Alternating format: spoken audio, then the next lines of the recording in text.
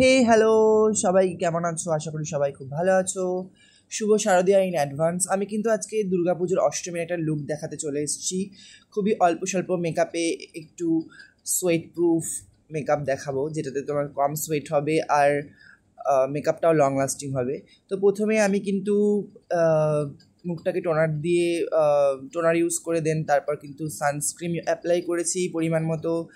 তারপর দেন অ্যাপ্লাই করেছি একটু ময়শ্চারাইজার, দেন প্রাইমার, দেন কালার কারেক্টিং করে নিয়ে আমি ফেসটাকে ভালো মতো আঙুলের সাথে ড্যাব ড্যাব করে যেই পজিশনে কালার কারেক্ট করেছি সেগুলো। এটা কিন্তু সম্পূর্ণ নো ফাউন্ডেশন মেকআপ। এখানে আমি শুধুমাত্র কনসিলারের সাহায্যে মেকআপটা করছি। তো এখানে আমি একটা কনসিলার নিয়ে নিলাম। তুমি যে কোনো কনসিলার নিতে পারো তোমার শেড ওয়াইজ। তো কনসিলারটা নিয়ে পুরো মুখে দিয়ে অ্যাপ্লাই করে দেন আমি কনসিলারটাকে বিউটি ব্লেন্ডারের সাহায্যে ব্লেন্ড করে নিচ্ছি।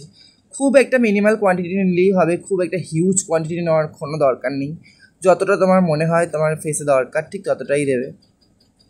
হ্যাঁ, বাট তোমাকে ব্লেন্ডিংটা কিন্তু প্রপার ওয়েতে করতে হবে, খুব ভালো মতো ধৈর্য সহকারে ব্লেন্ডিংটা করতে হবে, কারণ এই ব্লেন্ডিংয়ের ওপরই ডিপেন্ড করছে তুমি কতটা তোমার মেকআপটা লং লাস্টিং হবে।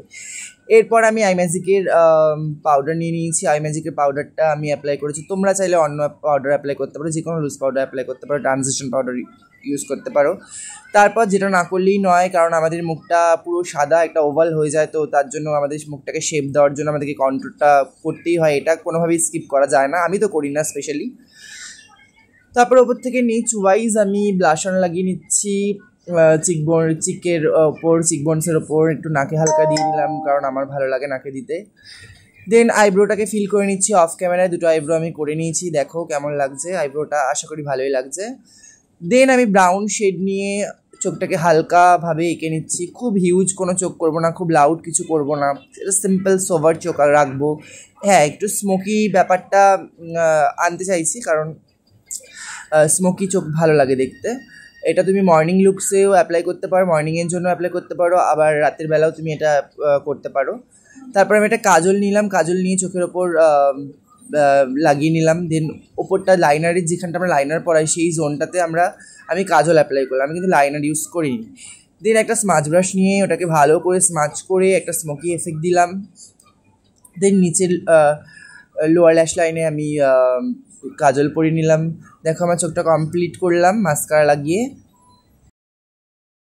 দেন একটা ভালো ফিক্সার কিন্তু অ্যাপ্লাই করাটা খুবই জরুরি, কারণ ফিক্সার ভালো না হলে কিন্তু মেকআপটা লং লাস্টিং করবে না। আমি এখানে আইম্যাজিকের ফিক্সার ইউজ করেছিলাম, তোমরা চাইলে যে কোনো ফিক্সার ইউজ করতে পারো।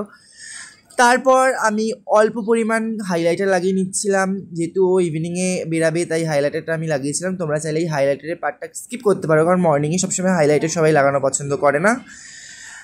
আর জুয়েলারি কিন্তু ও সিলেক্ট করেছিল, দেখো পুরো এন্টায়ার লুকটা কমপ্লিট। ও কিন্তু অনেক ছোটো, তাই ও খুব একটা পোজেস বাগেরা দিতে পারে না। ও অ্যাকচুয়ালি ও একটু ক্যামেরার ফোবিয়া আছে, তো ও খুব একটা পোজ এগুলো করতে পারে না, বাট তাও আমি যেটুকু বলেছি ও ট্রাই করেছে। বিকালে যেহেতু একটু আলো ছিল, মানে ডে লাইটে দেখো মেকআপটা খুব একটা কিন্তু আর্টিফিশিয়াল লাগছে না, হাইলাইটার দিয়েও কিন্তু বেশ একটা ন্যাচারাল এফেক্টে দিচ্ছে। আমার কিন্তু বেশ ভালো লেগেছে। আর এটা কিন্তু কোনো ফিল্টার ক্যামেরা নয়, এটা কিন্তু একদম নর্মাল ক্যামেরায় মানে ক্লিকগুলো নেওয়া। তোমাদের কেমন লাগলো মেকআপটা আমাকে অবশ্যই জানিও, তোমরা সবাই ট্রাই করো পুজোতে। Thanks for watching. শুভ শারদিয়া সবাইকে, সবাই খুব ভালো করে পুজো কাটিও।